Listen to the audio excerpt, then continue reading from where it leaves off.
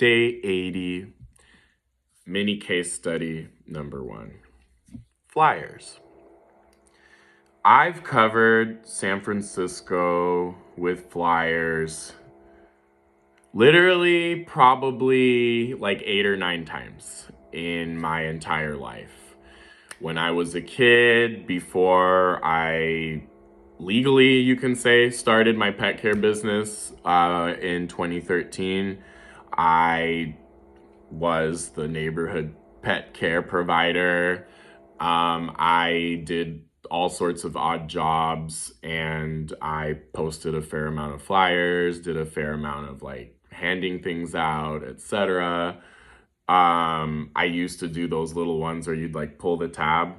There's more efficient ways of doing that, but the whole point of I thought of doing these little mini case studies is to give you different tools that I've used in my business that have worked and how I have utilized them.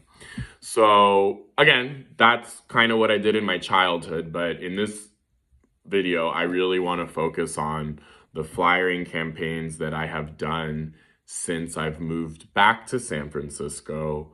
So we'll just say in the last 6 years or so.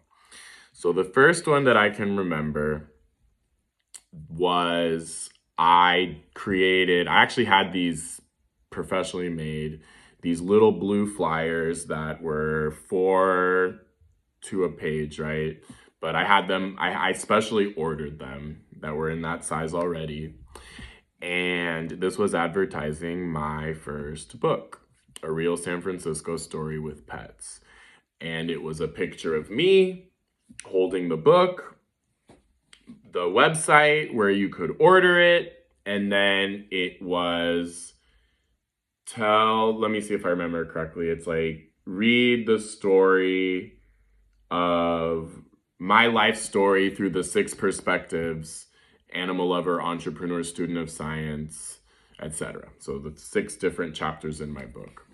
And I actually had a bit of beginner's luck with that one. I actually did get a little bit of traction. I actually did sell a few books.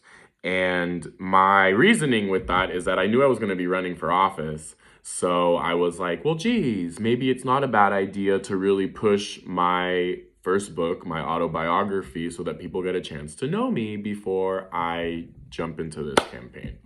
Second flyering campaign was for my political campaign. And it's actually pretty cool that I still see some of those stickers around. So the first one was I used tape, which look into the restrictions for that. That might be the first tip that I give you, is that you cannot use specific types of tape everywhere. I know, maybe it's just San Francisco. It is worth looking into, especially because you have over-enthusiastic people that like to tear your flyers down. I'm tall, so I know how to put them in places where people can't reach them all the time, but that's also not the most visible location, right? So it's a bit of a trade-off. But what I'm getting at with my second set of flyers is that we actually put a QR code, and this was for a survey, and the inclusion of the QR code made all the difference. Do not ever make a flyer that you're posting publicly without putting a QR code on it. People love scanning QR codes, okay? And scanning and then having that information, whatever it is you want them to do, having that on your phone, on their phone, that increases the likelihood of the success of your flyer. So I very quickly learned that. I want to say the third or fourth kind of campaign that I did was to promote my children's book. I did want to promote my children's book. I've done one to promote my business, The Native Experience. And again, I quickly learned, gotta have the QR codes on there.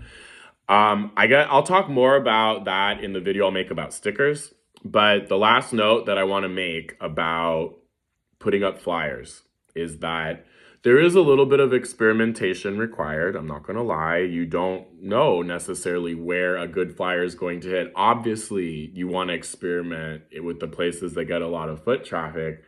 Here's the thing. This might seem obvious. It's not so obvious. Don't post a flyer on every single corner. Don't post a flyer on every single block, on every single post. What I like to do is I would kind of have this strategy where I would post like a couple flyers on a block, like at opposite ends, right? Right, that gives plenty of space. And then I'd cross the street and do the same thing. So I'd like kind of skip. What you're doing is that people, like, you're adding just enough scarcity where people notice it, but then it's not people, it doesn't like blend into the background. And if you have a flyer with a picture, with a nice image on it, with a cool design, you get what I'm putting down? That is going to increase the likelihood of somebody going over and interacting with your flyer. And if you have the QR code, then you've killed multiple birds with the same stone. And it is, I hope it goes without saying, test your QR code, make sure that it works, and make sure it's a permanent QR code before you then go and run and have all of those flyers made. So that's case study number one, something that has been very successful in my business, and that is creating flyers.